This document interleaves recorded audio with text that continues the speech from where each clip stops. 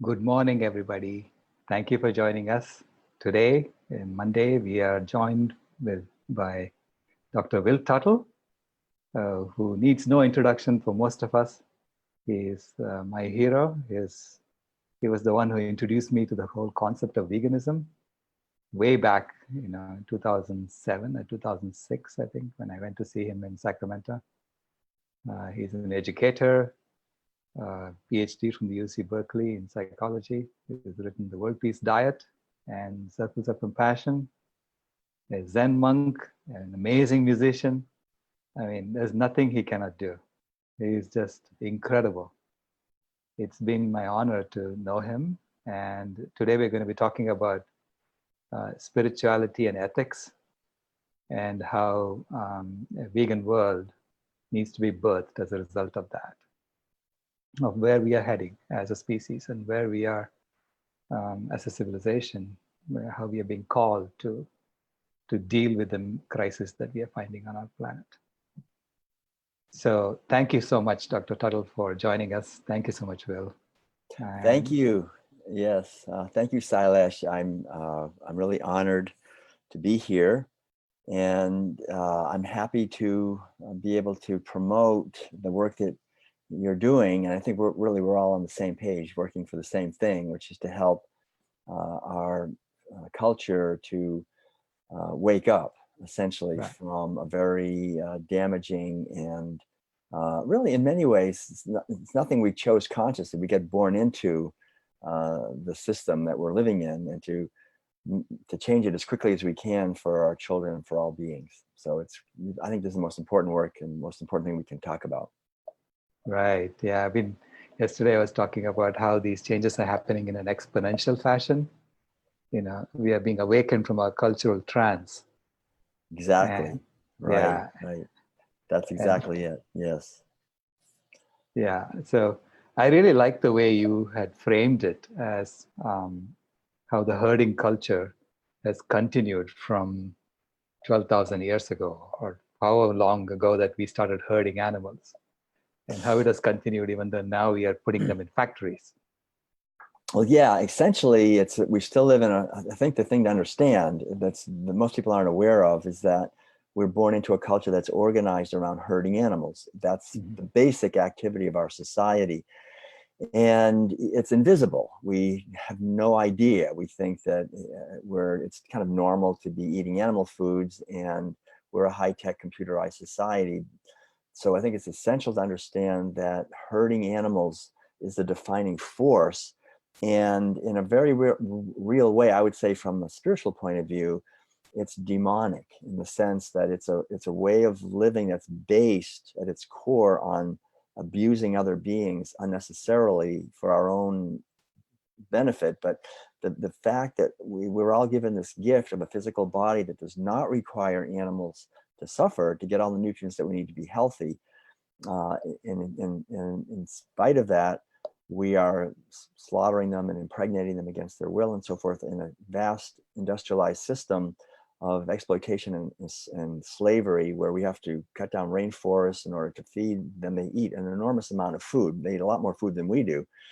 And so, as you say, about 10,000 years ago, roughly, the anthropologists understand this and pretty much agree that for the first time, we started herding animals in what is today the sort of northeast area of Iraq.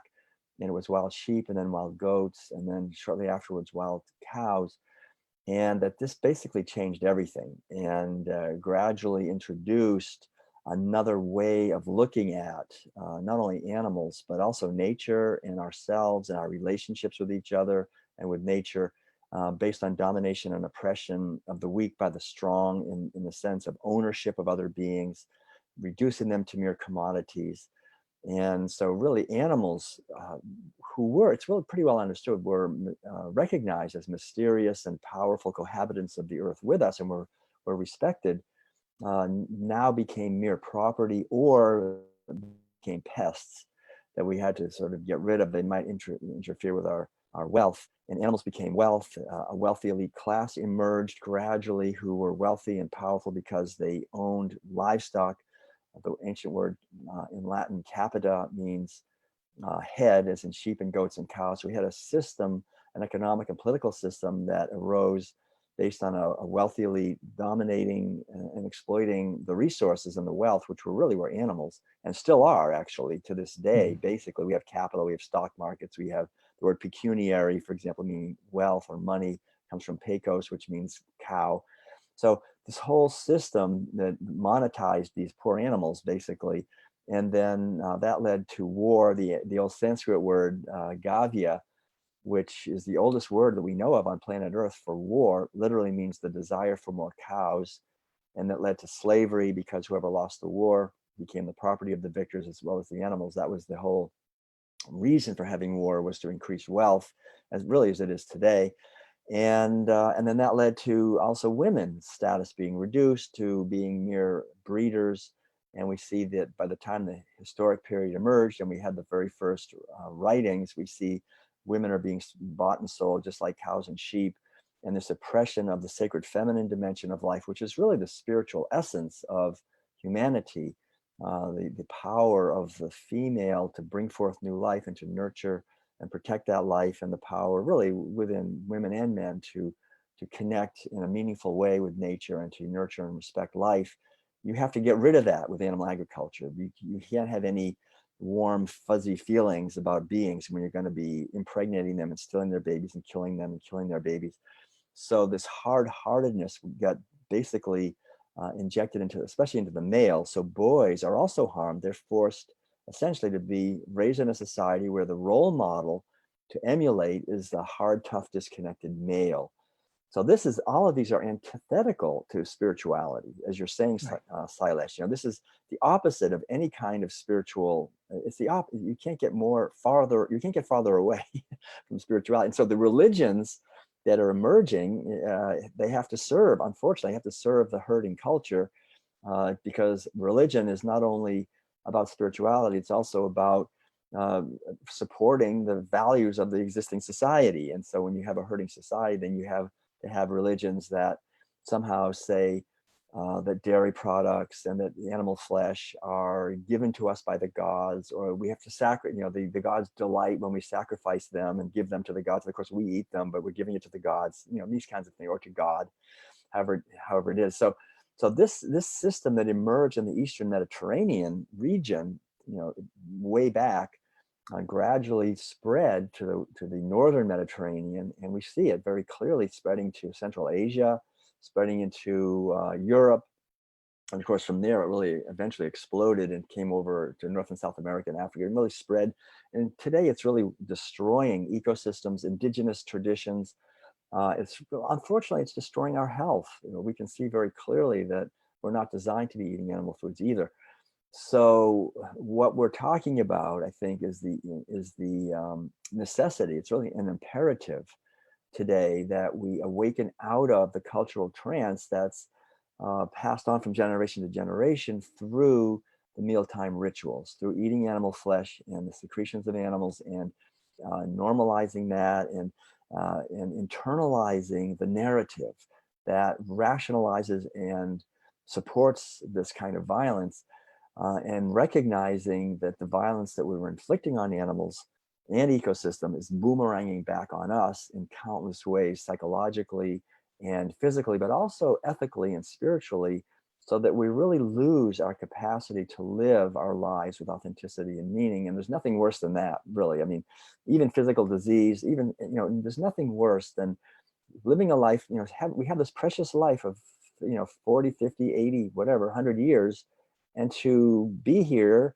and just basically contribute to more violence and suffering and teach our kids to do it and then die, right? I mean, what kind of a thing?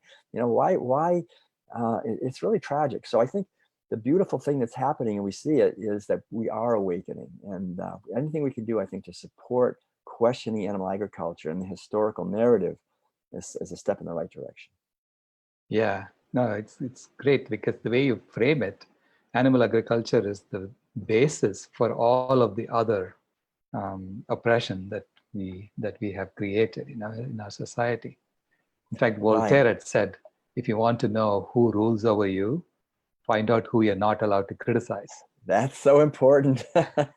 That's really true. Right. Right.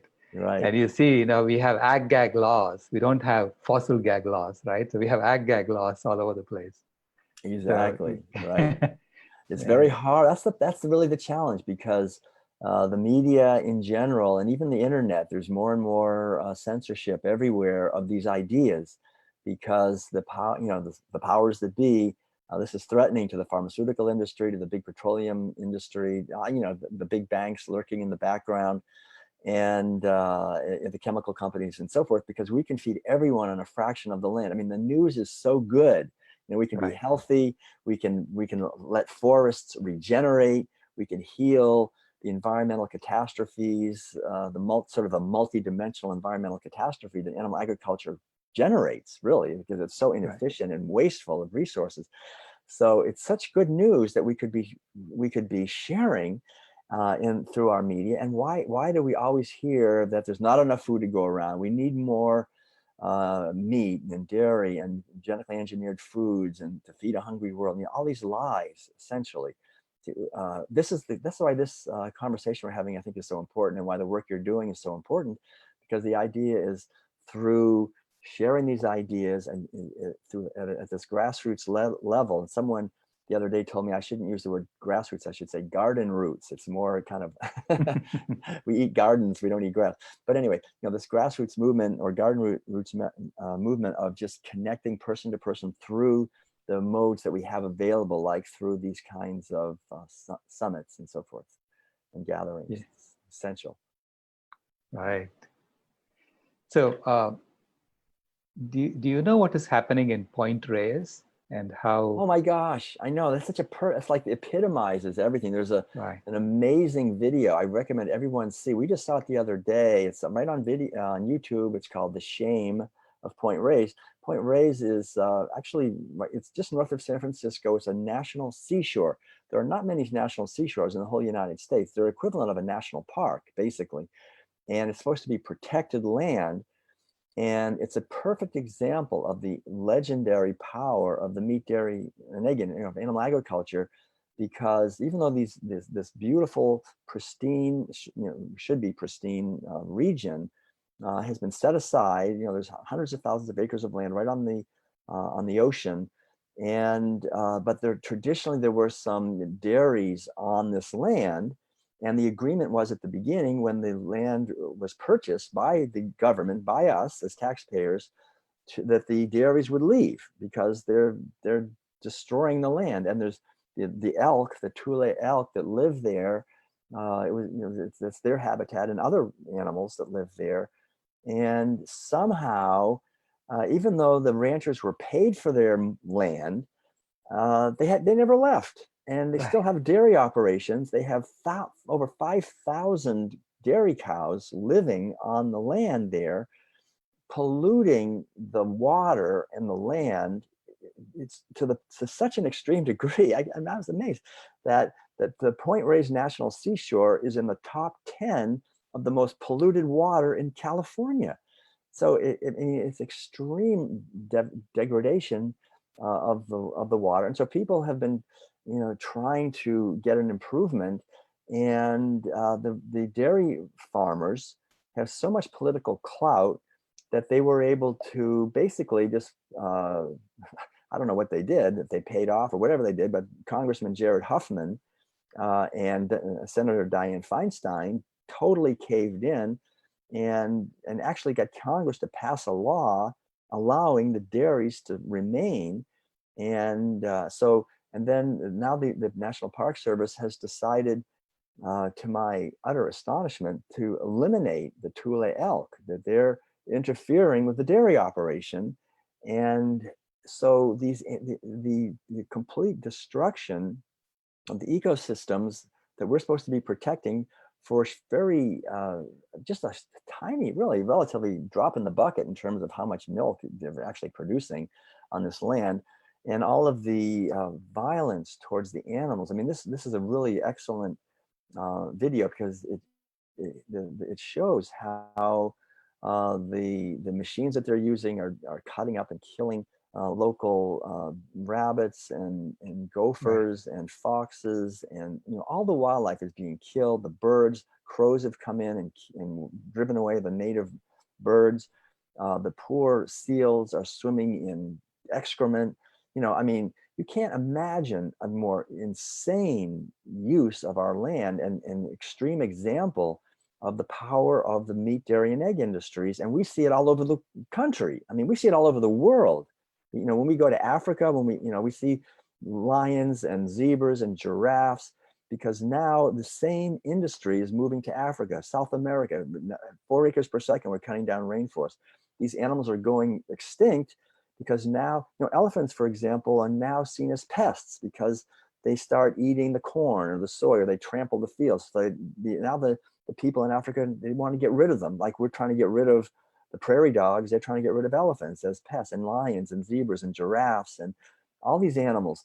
So you really have to understand that animal agriculture is a war against wildlife, and when the economics is involved, there's no chance. In these ecosystems, the animals don't have a chance to survive.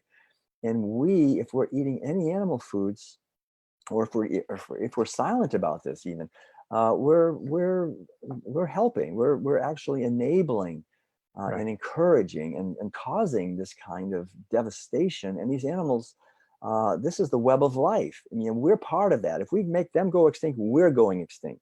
There's no separation. Ultimately, we can't think that we're going to live on this planet all by ourselves, destroy it for everybody else, and then we're going to live here. As we sow, so we reap. And sowing the seeds of extinction, guaranteed it's going to happen to us. And the irony is, unfortunately, is that we're so disconnected from our basic wisdom that when we go extinct, if we continue on this path, we won't even know why it happened.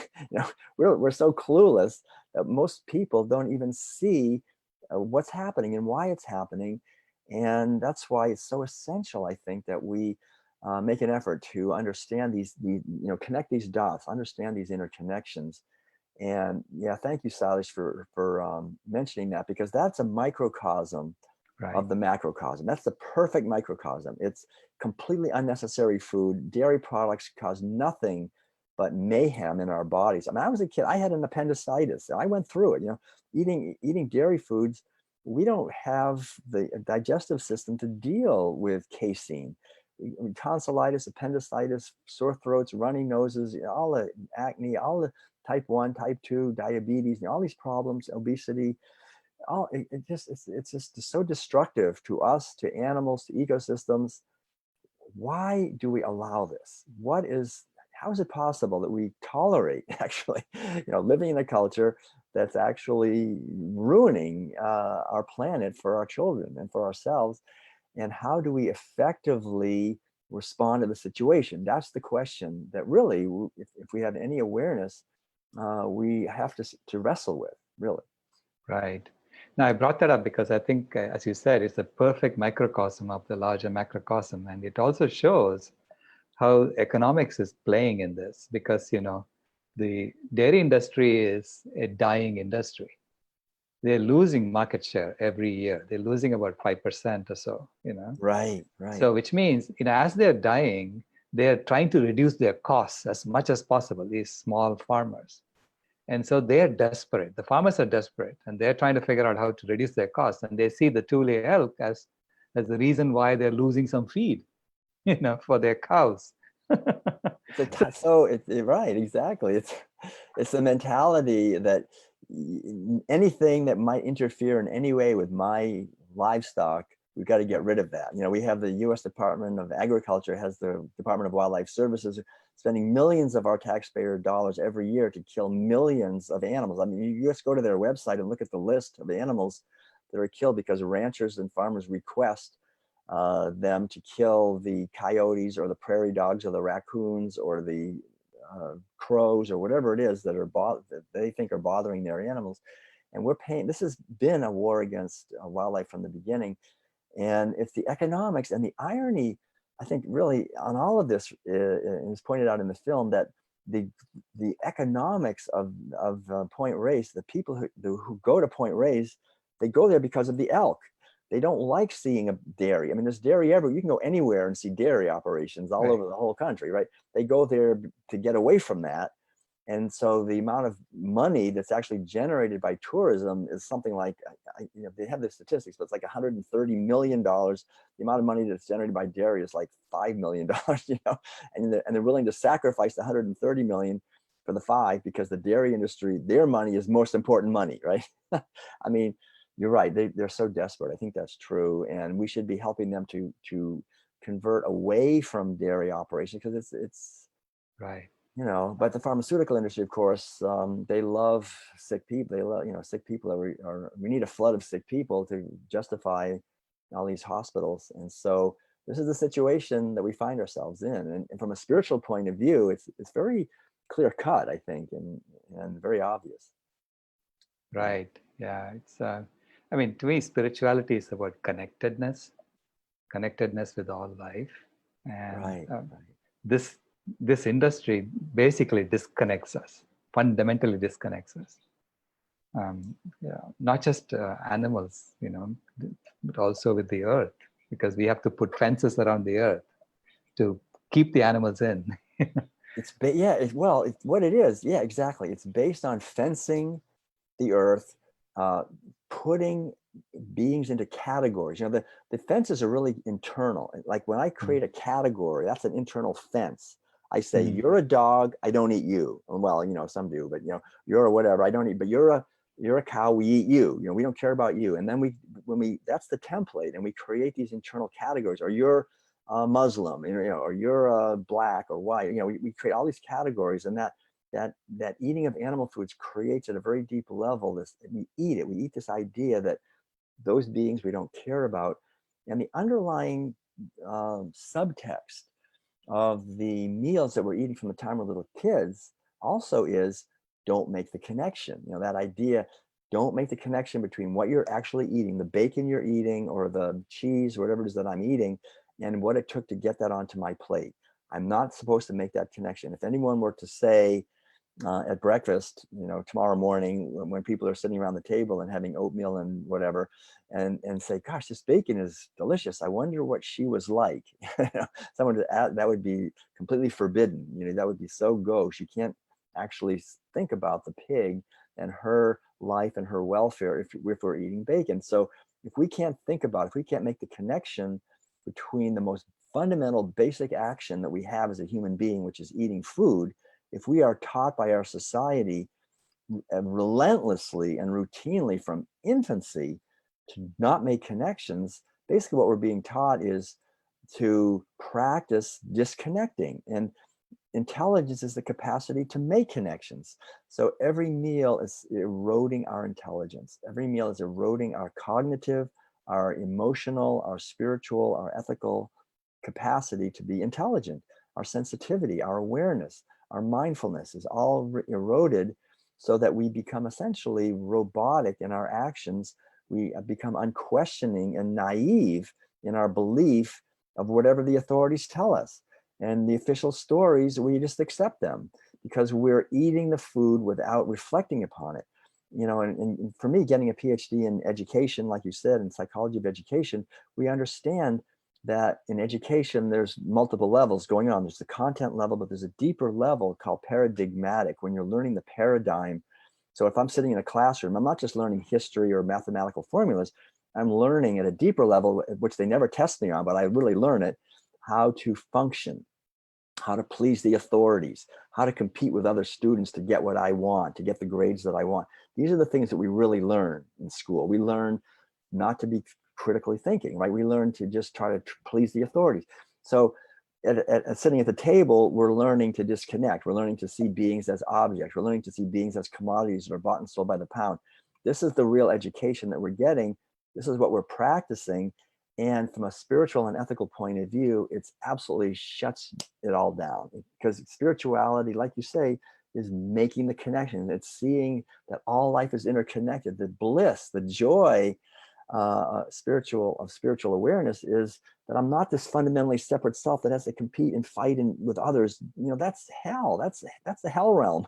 The whole idea of spirituality is you're waking out of that delusion and realize there's one life living through all of us, that love is the force that gives us creativity and meaning, and that when we care about others and help them, that's how that makes, not only does it make us feel good, but that's we're fulfilling our purpose when we do that. That, you know, if I'm playing the piano and all my fingers are like saying, well, I'm faster than you are, you know, I couldn't make any beautiful music, right? The whole idea is to create a beautiful experience on planet Earth. We work together, we cooperate, we see the best in others, and animals are part of it. Animals are so beautiful. We should be, I mean, how can we not see cows and pigs and chickens and see the beauty in them and respect that and want to let them celebrate their lives like they did for millions of years? And so this we've been hijacked. You know, we've just been hijacked away from our natural intelligence by animal agriculture. It happened 10,000 years ago for some reason, and it destroyed our spirituality. But now the key is to awaken, like we keep saying, and basically create a new system, create a system that's based on our fundamental intelligence, our ability to make connections. Exactly. Right. Yeah. Yeah. Deborah actually asked me a question to ask you, which is, in Point Reyes, for instance, in the local community, have the spiritual has the spiritual community been active in fighting what is going on, with the government subsidies and the way the dairy industry is basically running roughshod over our public lands? I mean, how do we get the spiritual Yeah, I community mean, involved? that's a really interesting question. You know, because the people that live out there in West Marin are pretty wealthy people, and very much a lot of them are meditators and environmentalists and aware, and a lot of, there are some who are opposing this, but to me it's quite somewhat disturbing that there's some major meditation centers out there. Spirit Rock is out there, and the Buddhist meditation center, but they're eating meat. That's part of the problem. They're eating meat, they're eating dairy, for sure they're eating dairy. The Right. problem is when the so-called spiritual people are actually eating dairy, and they're probably buying it, and it's organic. It's organic dairy. So that organic dairy doesn't mean anything. I mean, organic is hideously, according to I was just talking to a veterinarian yesterday who came to the Portland Veg Fest, and she was telling me that her experience is that on organic dairies, the animals suffer more than they do on commercial dairies, where they suffer terribly because they're not allowed to use antibiotics. They get mastitis, they get foot diseases, they get skin problems. They can't use any medications, or it wouldn't be organic anymore. But you still have massive amounts of sewage and toxic runoff and so forth with organic dairies, and tremendous suffering. But if we're kind of so-called spiritual and enlightened, we're buying our organic yogurt and in the morning. So we're not going to really want to say anything against the organic dairy, which is polluting everything. And we're meditating for world peace, and yet we're paying for this. So these are the kinds of issues that we're having. And it's interesting because I've been actually invited in December to speak at Spirit Rock. They're going to actually finally, for the very first time in their 20-year history, actually try to have a dialogue about animal agriculture and spirituality. And there's going to be a number of people speaking about it there. But from my point of view, it's very little. It would be a few minutes really devoted to that, and among a flood of other things they're doing. And so I'm not that impressed, but at least, it's a little tiny, it's like a token, really, a little tiny token they're doing. But there needs to be, I guess, essentially, more awareness about this. And it's very easy, I think, in a spiritual community or in a spiritual practice to be complacent about animal agriculture because it's so pervasive. And we see this when we travel. We speak to progressive groups, Unitarians, for example, Unity people, Buddhist groups. For the most part, they don't really, they're very uncomfortable even coming to my presentation. They'd rather not even show up because people don't want to hear something that's going to cause cognitive dissonance. So this is the issue that we have. How can we somehow frame this in a way that people will be willing to open to? And that's one of the things I think it's important. People do care about the environment, and so we can frame it in an environmental way, not to make them feel like we're blaming them or criticizing them, but just understand, look, this is what's happening. And there's alternatives. You can have plant-based cheese. You can have, if you really need plant-based yogurt, we got all those things that are infinitely more sustainable and less abusive. And so I think that's been a big issue. It's a great question too. Right. Yeah. Yeah. We are working on a new game, so to speak, that will raise people's consciousness, because it is the game of money that we have created fundamentally does this disconnection. Right. And keeps us at that low level of fighting with each other, and a fear-based, ego-driven game that we have created, right? And that's how, even though India got independence, so to speak, India is still enslaved and is still colonized because of the game That's right. that we're playing, the same monetary game. Right. Yeah. So it's the money. Yeah, the money. If you follow the money, that's really where it is. And so to somehow, of course, the thing is, like, there's so much money in sick people. And it was interesting. I was just listening to Dr. Michael Clapper. He'll maybe mention this when he's on, but he was talking about a conversation I had with Kim Williams, who's a famous heart surgeon, and the president of the whole cardiology, American College of Cardiology, whatever it is, and he's in Chicago. And he was talking to him, and he was saying that he's really implementing more plant-based solutions in his hospital. And he got called into the administration, and they said, listen, whatever you're doing, you better stop it. Because your unit, the cardiology unit, used to be one of the biggest revenue producers, and now you've really shrunk. You're not producing much revenue anymore, and this is not acceptable. And so he's been bringing in doctors who are really encouraging patients to change their diet, and it's saving lives, and it's saving money, and people are so happy. But from the point of view of the medical establishment, it's not so good. But Dr. Clapper also mentioned how he talked to an insurance company, talking about the money. And somehow the idea is that if insurance companies can realize that it's in their best interest for people to be healthy, and people who are eating a healthy plant-based diet can pay less in insurance because we have far lower rates of the diseases that are filling up the hospitals, that maybe we can have a healthier economy when we eat less animal foods, and that maybe we can get these big corporations on board. But I don't know. I mean, I'm really, my feeling is we just need to create alternatives, alternatives, and take responsibility for our own health and for the quality of our own food, because glyphosate now is pervasive, and cancer is just spiraling because of all the toxins that are being spewed into our into our environment. And it's almost like these corporations are now panicking, and they've just abandoned all the regulations, and especially in the United States, well, in many countries, really, there's virtually no protection, really. I mean, we can't expect the EPA. I think I call the EPA the Environmental Pollution Agency. They really they're working on the side of the chemical industry, and the same thing with the USDA and the FDA. So we have to wake up and really read labels and really communicate and find out what's going on, because we don't have protection, and cancer is making a lot of people rich. So and these other diseases, and so just for our own self-preservation and thriving, and in our communities. And I think we should, it's important to share these ideas with spiritual teachers.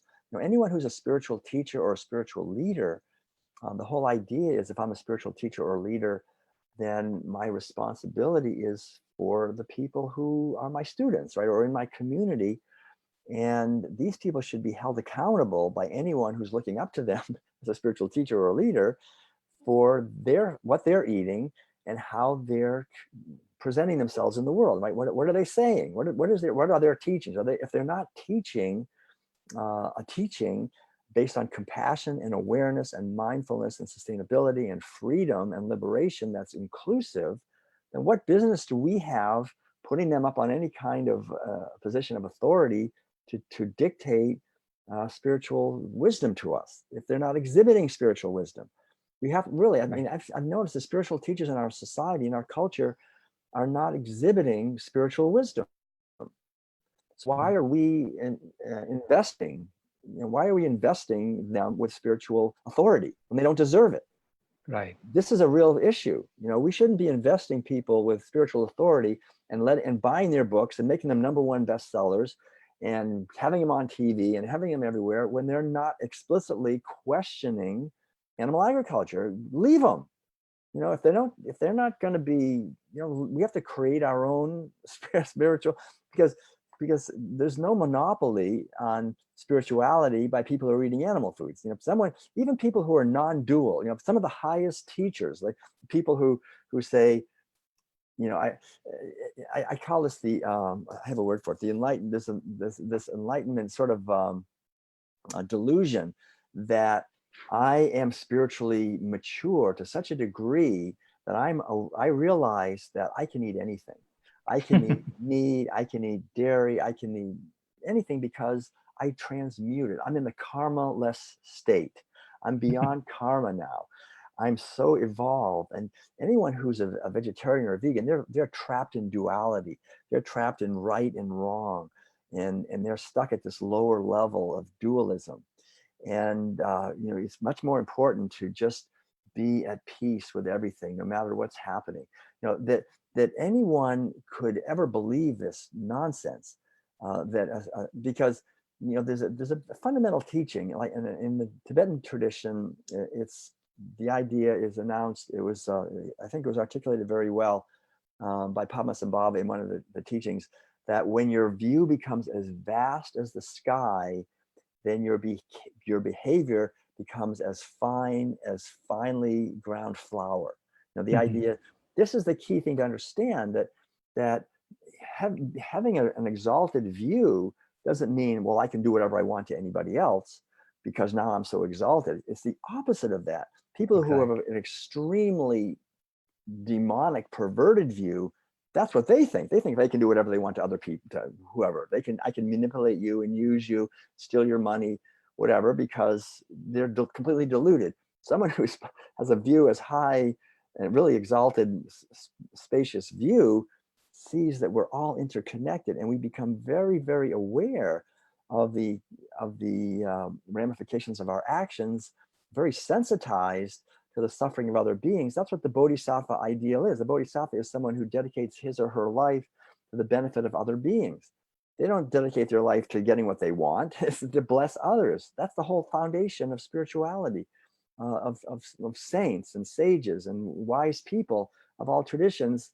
The only reason that we look up to them is because they have this broader view, and they care especially about the vulnerable beings who are at our mercy. We especially care about them. That's the litmus test. If there's a spiritual teacher who is eating animal foods, I mean, there's something not connecting. There's Right. absolutely something not connecting. You can't say that there's clarity if someone's eating animal foods. And because in our society today, you have to actively I have to actively reduce my awareness to keep eating animal foods and say, well, cows don't matter, hungry people don't matter, ecosystems don't matter, and my spirituality is a farce. It's a farce because that's the antithesis of spirituality. Spirituality is awareness that we're interconnected and that our actions do connect, can harm other people. So this idea of a non-dualism is real. I mean, when we really awaken and realize that there are no others,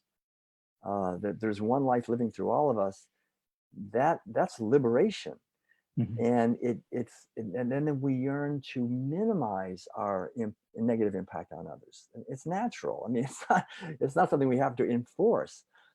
We naturally, a morality that's just, it's our true nature to be kind and loving to others, because we see that others and ourselves are not separate, essentially. Right. So we really, people are so gullible and easily manipulated by charlatans who uh, who get rich and powerful, and get by misleading people who are still eating animal foods and like John McDougall says, we love good news about our bad habits. Well, he's very spiritually involved and meditates, and and eats meat, so it must be okay for me to do it too. I've had people say, well, the Dalai Lama eats meat, so it's okay. Who are you to say you can't eat meat, right?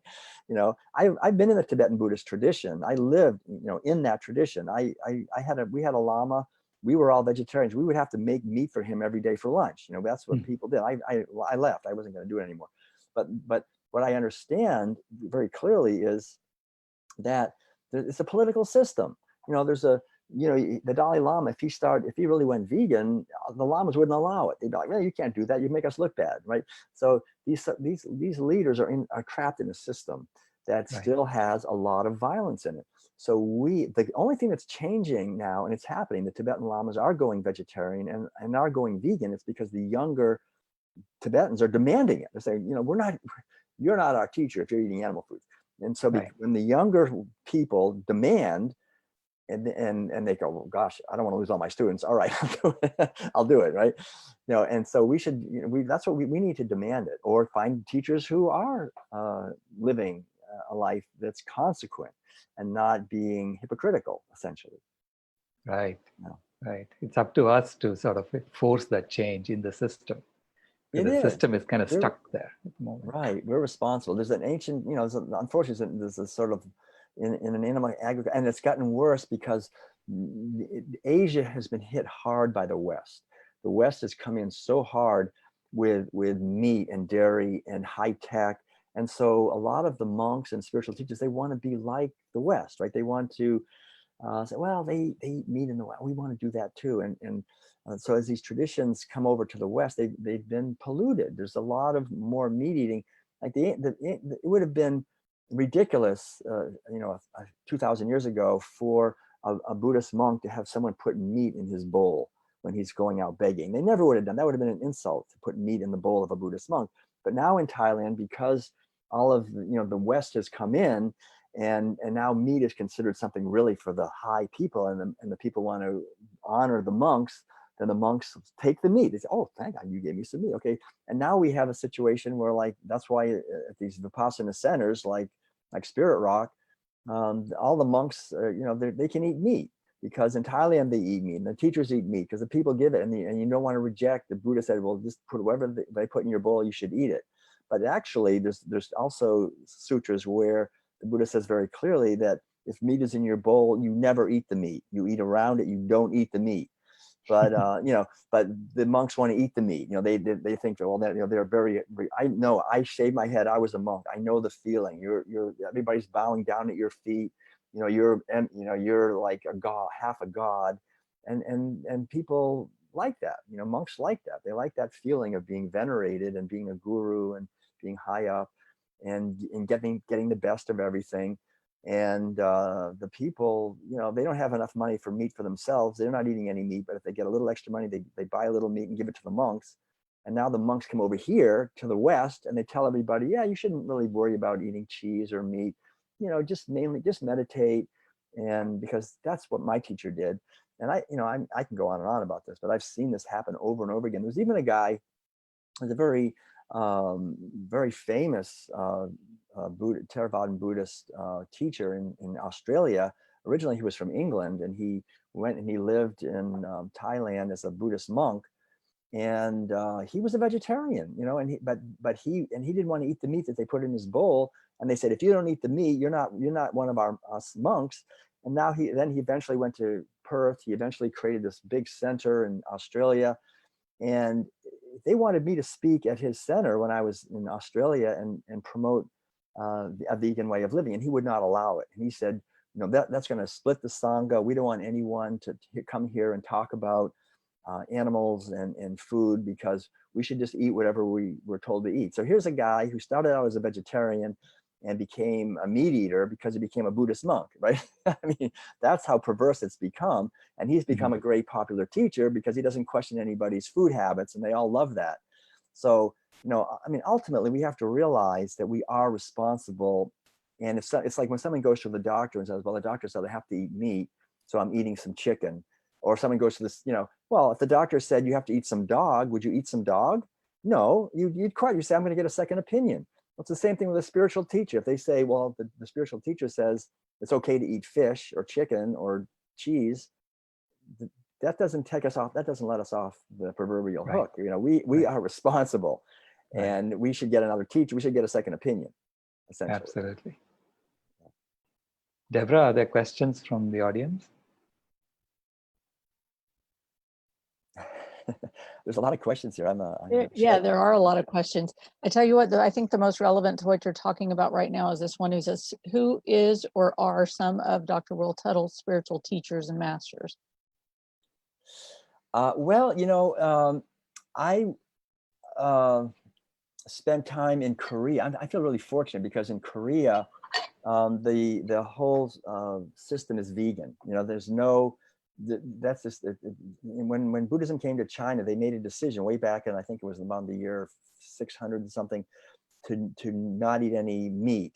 And they never ate dairy anyway in China traditionally. They just never did that. So, and so meat and eggs they rejected. So the monasteries in China, Taiwan, and Korea are basically totally vegan. So I had really some, like that, his name was Kusan Sunim.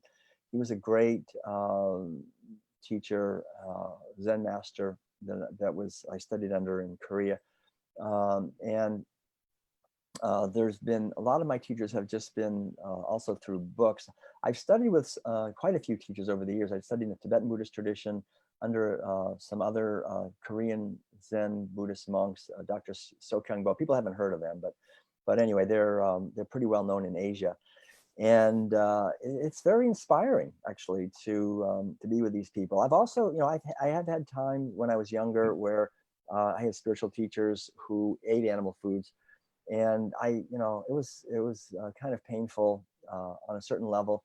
I think, you know, there is an old saying also that you can be like a swan. You know, like the swan is has this mythical ability to drink milk, but when the swan drinks the milk, the swan leaves the milk part out and only takes water. It's like gets the water out of the milk.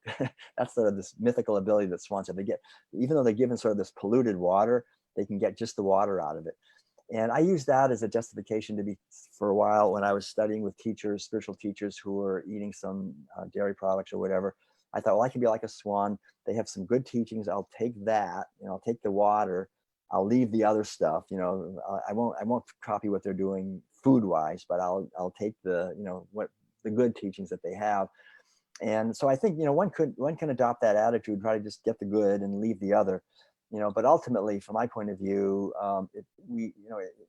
it's best to try to, if we're really going to trust a teacher, someone that we really feel is embodying the essence of the teaching, and you know, and we don't have to kind of make excuses for their behavior, you know, basically.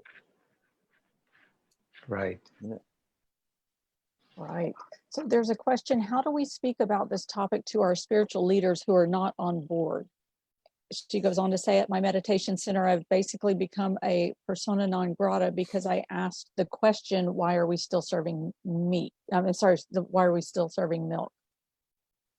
I think, you know, that's a great question that comes up continually, whether it's a meditation center or a church or whatever it is. And I don't think there's any one size fits all answer.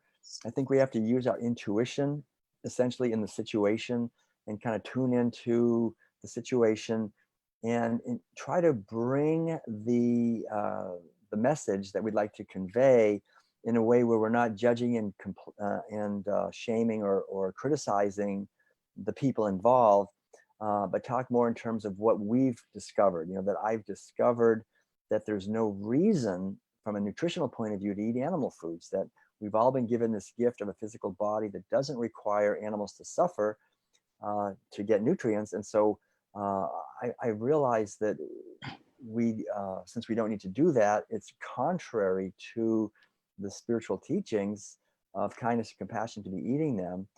And how can we have a discussion about this? You know, just basically, you know, share our experience. And there's various alternatives that we have. Like, there are some teachers, I think, who will be open to that kind of it's not really a critique, but to that kind of opening up a new doorway of understanding and living. there are some that aren't. And so then we're faced with the situation. Do we stay in there and try to change it from within? Or do we say, I'm going to go somewhere else and find a teacher? You know, it's beautiful. Like, for example, Thich Nhat Hanh really is on board, and his students in general are told by him as the top guy, you know, to eat a plant-based diet and to be conscious, to be mindful in your consumption of everything, whatever it is. And there's other teachers who are very threatened by this and who don't want any students to question them. So, you know, it's a personal choice whether you want to stay in that environment and try to change it from within, or find another teacher like Supreme Master Ching Hai, for example. And there's quite a few teachers who are promoting vegan living as part of their teaching. That's required. It's a requirement. Like when I was a Zen monk in Korea, I couldn't say I wanted to have some meat or some dairy or some eggs. It wasn't an option. You know, this is what we eat. No leather, no wool, no silk. You know, that's how we live, and nobody questions it. This is it. This is how it's been for hundreds of years. And to me, it was liberating. It was fantastic. You know, this is great. Now I can really meditate. You know, I can go straight ahead. You know, I don't have to sit there and feel bad. You know, when I'm going to the meditation, I'm meditating, and then everybody's eating dairy, and I'm thinking, oh gosh, you know, how can I do this?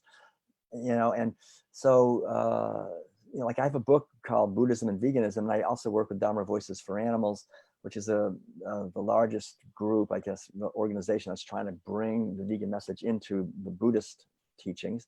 There's a lot of people working to bring the the vegan teachings into Buddhism.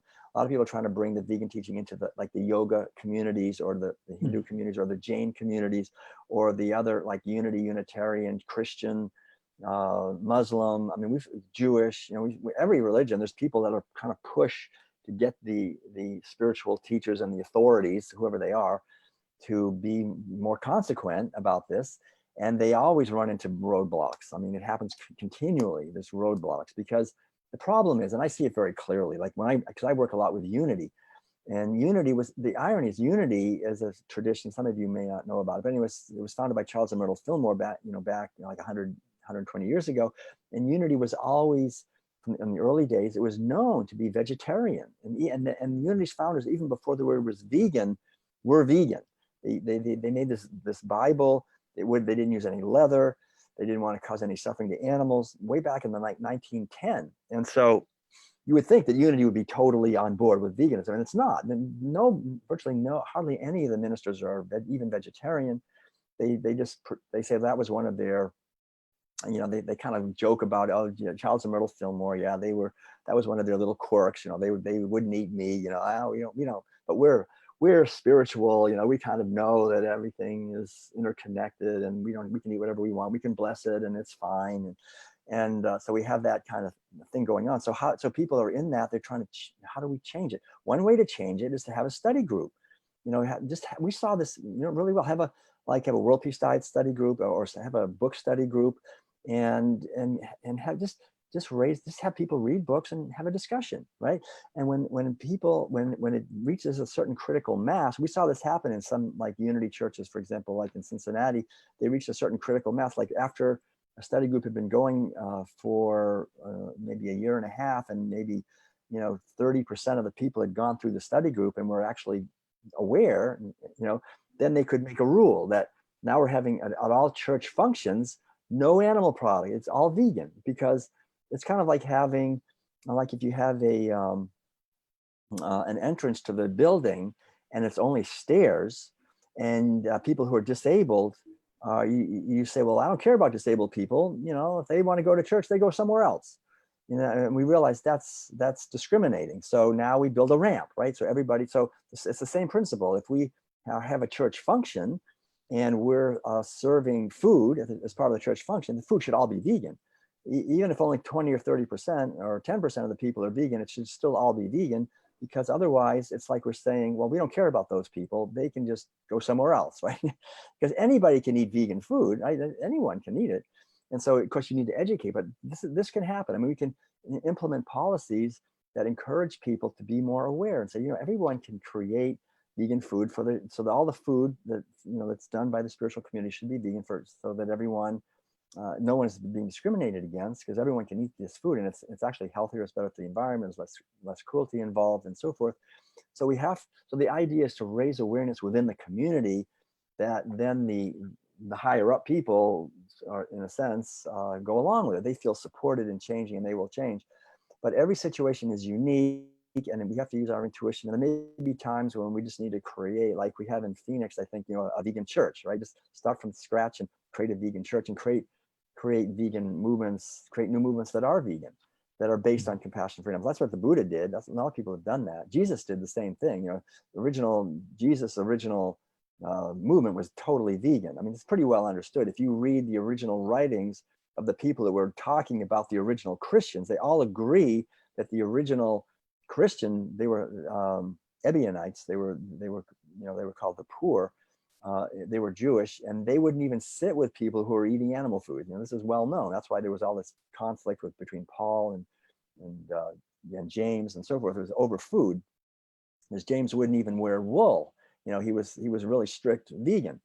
So, and he was Jesus's brother. So to really understand the how the spiritual teachings have been diluted and the practices have been co-opted by animal agriculture, I think is empowering to us, and we can just do the best we can to plant the seeds. That's, I think we have to find our unique way of doing that and find what our strengths are, and use our intuition and try to form alliances and transform or create new ones. That's the two options: either transform them or create new ones. Yeah. Awesome. Thank you so much for that. And I personally would like resources to get more information on that, so that we really have the data and can share. So if you have any resources for that. Right. Well, we have the book Buddhism and Veganism, which has a lot of great essays in there about exactly these issues, and really gives a good foundation for those and I think the same principles apply really to Christianity and to the progressive traditions and general yoga traditions, because they're all based on ahimsa, or on justice and equality for all life. So I think the same principles really apply for all of us. Yeah. Yes, thank you. Okay, so here's one that maybe you can comment on. It says, we need to get people to raise their level of consciousness in order for them to get this. I spent years meditating to achieve deep self-awareness, sadly knowing the time and energy I had to put in to becoming aware and to drop my conditioning. I just don't realistically see the majority of humanity getting it in time to stop a mass extinction. Thoughts? Yeah.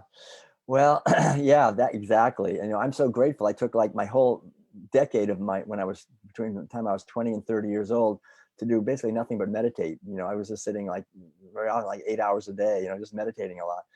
And I know most people don't do that. They don't think they have time to do that. Probably don't have time to do that. And I just made time. To me, it was the absolute priority. I didn't care about anything else. I just wanted to meditate, because I realized if I don't meditate, what am I? I'm just following orders that were injected into me. I'm deluded. So I think it's a good point. I mean, it's up to us as individuals to take responsibility for our physical health, our psychological health, our spiritual health. And that's really the foundation. Like Gandhi said, we're never going to have positive social change without positive personal change. It has to start with us. And it's only going to start with us if we take time every day to practice those activities or non-activities that help us to develop and to evolve and to awaken. So I think, we just need to get up early in the morning and devote at least an hour to practice, right? To meditation, yoga, contemplation, journaling, something that to connect us with the transpersonal dimension of consciousness beyond just the little mask that we're wearing and putting up for the world.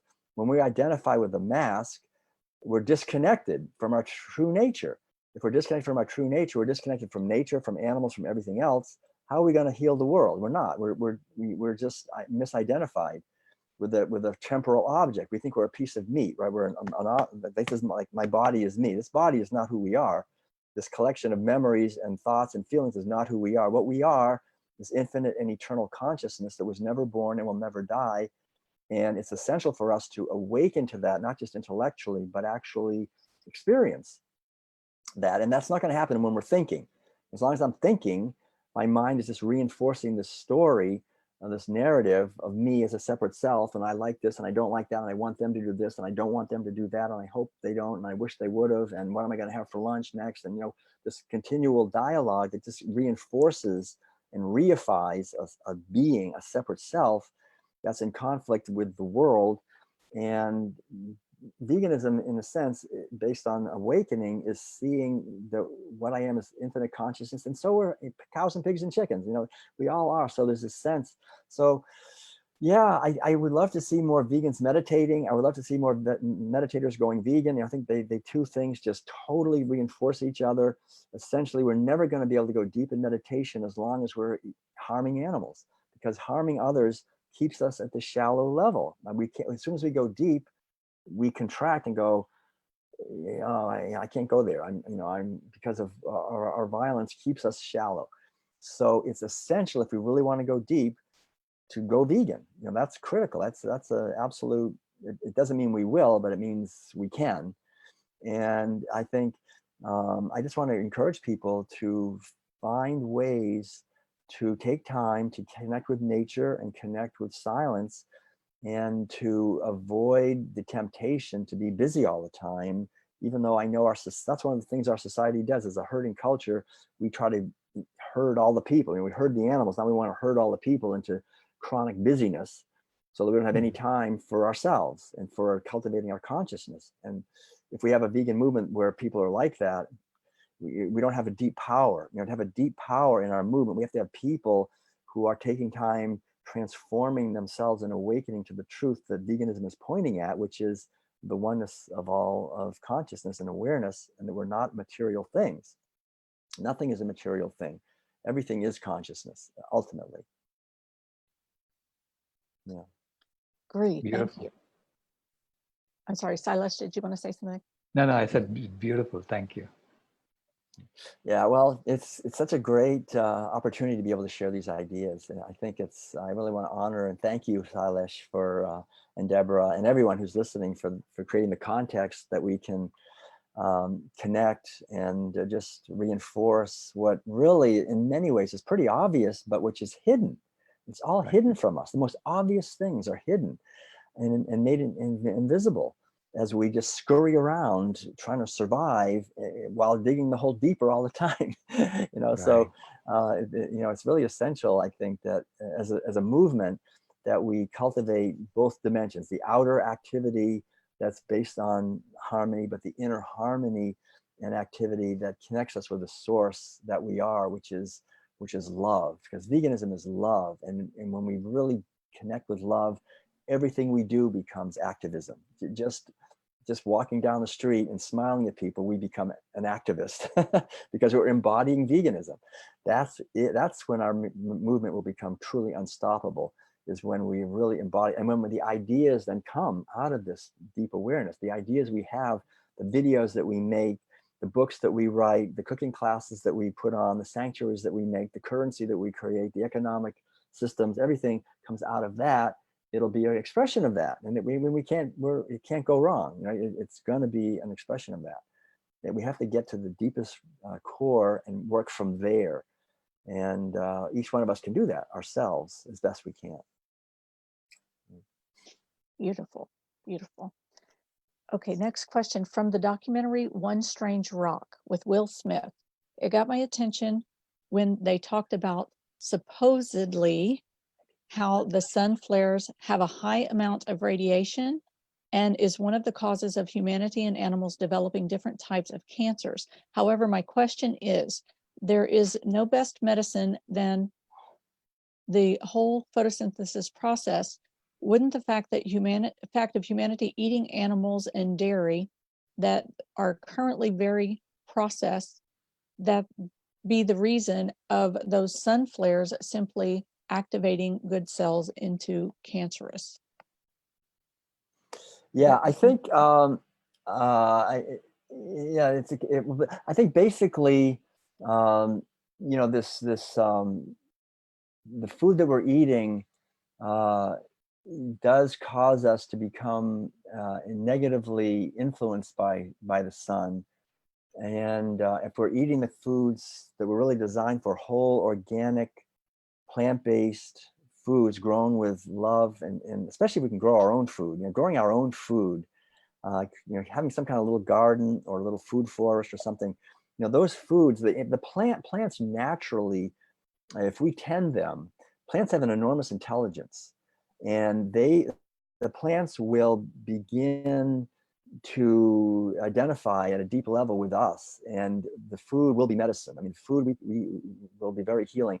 When we're eating food grown by other people, especially grown in the way we do plant agriculture the way we do animal agriculture. Since we live in an animal agriculture side, we do plant agriculture the way we do animal. So we do our plant agriculture for the most part is based on domination and exploitation of land, pesticide, herbicide, fungicide, monocropping, and so and then the foods are shipped around and thrown here in factories and processed, and so we're eating this stuff. I mean, we're so far away from, I mean, like, it's ridiculous. So the sun, which really, I mean, the sun, we don't even know what the sun is. I mean, we're in materialism. The sun is information. The sun is intelligence, is radiating. We see it as light, but that's just, it's not light. It's information. It's intelligence. It's love, and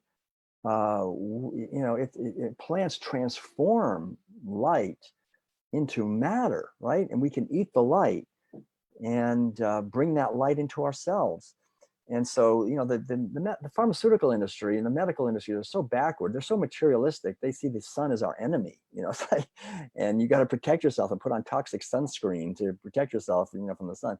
I mean, the whole idea is to realize when we get in harmony with our food, with water, with nature, when we start growing our own food and connect and create systems of sustainability, and live in harmony with the earth and with the water and with the sun and the stars and the moon and the rain and the clouds, everything feeds us in a positive way. Really, everything makes us even more aware. We are at a fraction of our awareness of our capacities, of our capacities to be telepathic, to know what each other are thinking, to know what the future is bringing. Our capacities. We haven't even scratched the surface of our capacities. Animals, I think, are waiting for us to wake up and be able to communicate with them in an intelligent way, right? I mean, all we do is go around killing them and destroying their habitat, and then we look to outer space, hoping there's intelligent life somewhere besides us. I mean, it's so arrogant. They're all around us, everywhere. There's all kinds of realms of here we not even aware of. So, we need to work on ourselves and question everything. I mean, all I can say is just question everything. Not only the outer narrative, the narratives that we've internalized and we believe, because most of it is completely false. Everything, really. So it's like we have far more capacities than we can imagine. Right. That's a good question. Yeah, I love what you're saying there. Okay, I'm going to go to the next question. Everything you so profoundly talk about for awakening people boils down to them opening their hearts. Seems like we can talk till we're blue in the face about all the facts, but it's their hearts that must open, that we must reach. How can we best and most effectively do that? It's love. Love is the only thing that ultimately works. There's that old allegory of the competition between the sun and the wind. The sun and the wind looked down, and they saw a man walking along the road with a cloak on, and the wind said to the sun, I can make that man lose his cloak. I'm so powerful, and I'm more powerful than you are, sun. And the sun said, all right, let's have a contest. So the wind came down and it started whipping around the man, and the wind was so strong that it grabbed the cloak and ripped it away from the man. But the man did not want to lose that cloak, and he hung on so hard, and the wind whipped so hard, but the man just wouldn't let go. And finally the wind gave up, because the harder he pulled, the more that guy hung on, and he wouldn't let go. So the sun said, all right, let me try it. So then the sun came out and just started just shining on this guy, and shining and shining. The guy's walking along with his cloak, and then certainly he finally goes, man, I got to get rid of this cloak. And he just threw it off and left it in the road and kept walking. And the sun won, right? So, that's how it is. I mean, you can't force an apple to ripen, right? But the sun ripens the apples, and when they're ripe, they fall. And in a way, it's kind of like that. There's an inner ripening process that has to happen. I can't force another person to ripen, but I can work on ripening this one, that I am. And I think as each one of us ripens ourselves, we create a context that just basically encourages those around us to also ripen. And they begin to ripen, and will ripen, I think, more effectively and more quickly when we have this field of ripening kind of really happening.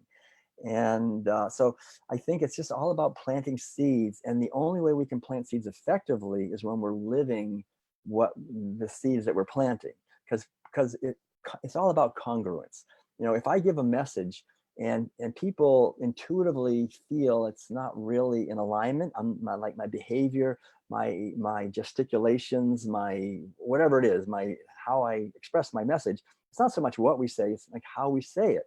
And it's not even, like I say, it's not even how we say it, it's who we are when we say it. It's our being itself is speaking so loudly, no matter what we say. So that's the key. And I think when people complain that other people don't change, even though they're saying it, then we need to embody it more authentically, and always come back to this one. There's only one I can change. And as I change this one, the irony is then others will change without me changing them. The great irony is if I try to change others, they resist and they won't change. If I don't try to change them, if I work on changing myself and just planting seeds with respect and kindness, then that promotes positive change in a way that it comes from the people themselves, their own inner wisdom and awareness, watering those seeds that I'm planting, so that then they want to change. They're drawn, they're attracted, because their own inner wisdom is awakened. And that's, I think, all we can do. It's like, be like the sun and just shine your light and find your unique way, because we all have a unique way of shining it. We all have our unique kind of skill in that, I think. Yeah. Right. Beautiful. So I hear you say, be the tree that produces the fruit that contains the seed that will drop. That Yes, will the then tree. ripen the tree. Right. Yeah. Yes. That's a good way to say it. Yeah. Yeah, nice. So the next one, this comment here, a bodhisattva dedicates everything they do to relieving the suffering of all sentient beings and postpone their personal enlightenment until that vow is achieved. Is that the question, or is that the? It's a comment. So I don't, you may or may not want to say, you've said a lot about that already. So. Well, the idea is the enlightenment actually is a result of making efforts to awaken all beings. They're not fundamentally separate. The old idea was I can attain enlightenment, then I'm free. That's the arhat ideal, that just liberation for myself. And the bodhisattva ideal is sort of when the Buddhist teachings went to China and to Asia, the idea was to deepen that, to see that we're not separate from all beings. So I'll only attain full enlightenment when all beings attain enlightenment. So I'm not postponing it. I'm just essentially realizing that I'm not separate from all beings. So when I attain enlightenment, all beings attain enlightenment, and my work if they're hungry, then to feed them, right? If whatever it is to help, and then if they need spiritual teachings, then to offer those at the level that they're ready to hear. So the idea is to always try to meet people at the level that they're ready to hear, and then help them to the next level. And that takes wisdom, that you can never have compassion without wisdom. There's the metaphor is of the monkey who is very compassionate up in his tree, and he looks down into the river and sees this poor fish drowning, and with his great compassion, he rescues the fish and brings the fish up to the safety of the tree. Very often we do that. That's called idiot compassion.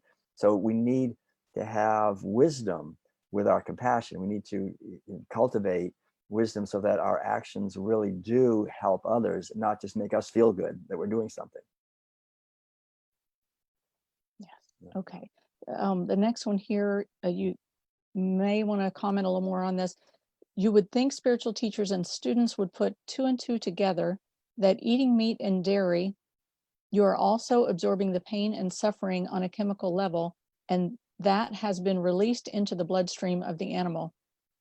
This is, to me, it seems, the root cause of all conflict, war, aggression, etc.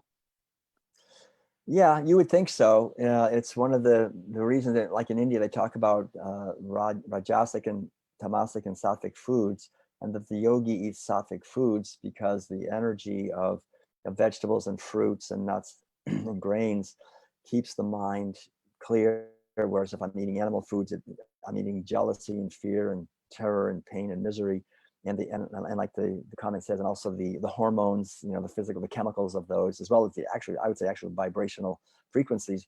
In India, there's the whole idea of prana, which is energy, and that whenever someone prepares the food, like the girls are really, I think, perhaps still taught to prepare food with love for the family, because the family is eating not just the food, but they're eating the love that she's putting into the food. And in China, it was qi energy. And I know when like in the monasteries, they would only allow well-trained monks to cook the food, because they didn't want the whole community to be eating food that was cooked by people whose minds were distracted and maybe were scattered, or maybe they were angry or frustrated. Then we'd all be eating the food and we'd have a hard time meditating because of the energy of the food. So this idea is an ancient idea, and it's a lot of wisdom in it. And it's so ironic to me to be in a university setting where people say, oh, that's a bunch of superstitions. Those stupid people in India and China, they believe in all that stuff.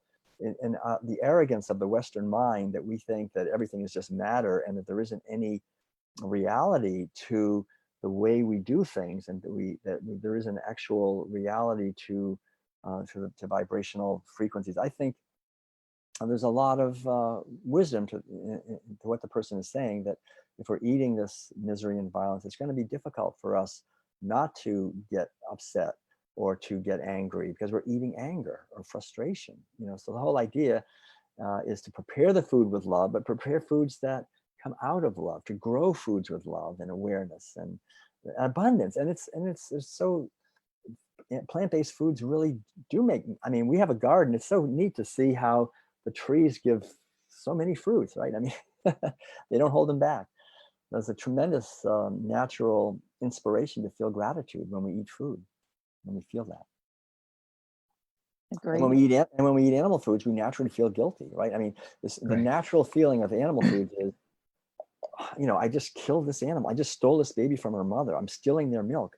So we have to then say, well, God wanted me to do it. Krishna, it was Krishna, Krishna was the guy, or it was, Jehovah or whatever. You blame them for the whole thing, and if it's really us, it's really our indoctrination into our society. It's really the thing. So again, to create new rituals, to create new, or to connect with the ancient rituals of wisdom, the ancient celebrations of abundance, to really to make them real celebrations of abundance and make them plant-based as they originally were, I'm sure. Right. Or we have to just, buff ourselves up to be tough, Right. tough eating that animal meat. Right. Exactly. Hard and tough. Yeah. Yes. Yeah. Yes. Now there's a question. Can you speak to the connection to racism and speciesism? Yeah, we have a whole book on that that I am the editor of, called Circles of Compassion, Essays Connecting Issues of Justice. And in the World Peace Diet, basically the idea is that, like I said earlier, when we create categories, the fundamental activity of animal agriculture is, the subtext is that those who are inherently superior can dominate and exploit those who are inherently inferior. Now, that's the basic message we're eating with every meal. And of course, racism, speciesism, sexism in general, these ways that we dominate and exploit each other, or create categories that create injustice, it's the same mentality, that there's some that are sort of inherently superior or and are more worthy of rights than others. And what veganism is essentially is questioning that basic orientation, that template that we're eating with animal-based foods, and adopting a mentality of radical inclusion, where we include all living beings within the sphere of our kindness and concern, whatever their race or gender or creed or whatever, behavior. We see the being behind the eyes, that idea of looking into the eyes and there's someone in there, and to connect with them and respect them, as an expression of life. And I think when we practice that, we have to do it with ourselves first. And since most of us don't really do that with ourselves, we're disconnected from ourselves, and we really don't see it in others either. So it really comes back to seeing it in ourselves. And I think when we really see it in ourselves, then we naturally, we don't even see what race they are. I mean, it's like what color clothes you're wearing or what size shoe you have. It's irrelevant. And what species you are. In a way, it's irrelevant. I mean, we see the being and we respect them. So animal agriculture is that fundamental template out of which all the various forms of human injustice are manufactured continually. That's why it's so important for us, I think, if we want to create a world of less human injustice, it's essential to get over herderism or animal agriculture as the foundation. Yeah. That's a good question. Thanks. Yeah, some great questions coming in. There's one more in the Facebook group, actually 2 questions, but they're somewhat related, and this could go to you or Sailesh. It's about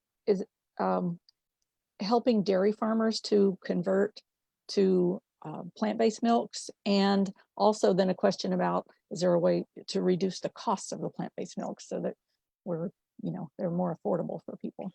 Yeah, I think perhaps that, put some of those subsidies the government is giving to, right, to the dairy farmers. Right. I think it's just about raising awareness in our society at a grassroots level, so that our legislatures and Congress people, and then working with them.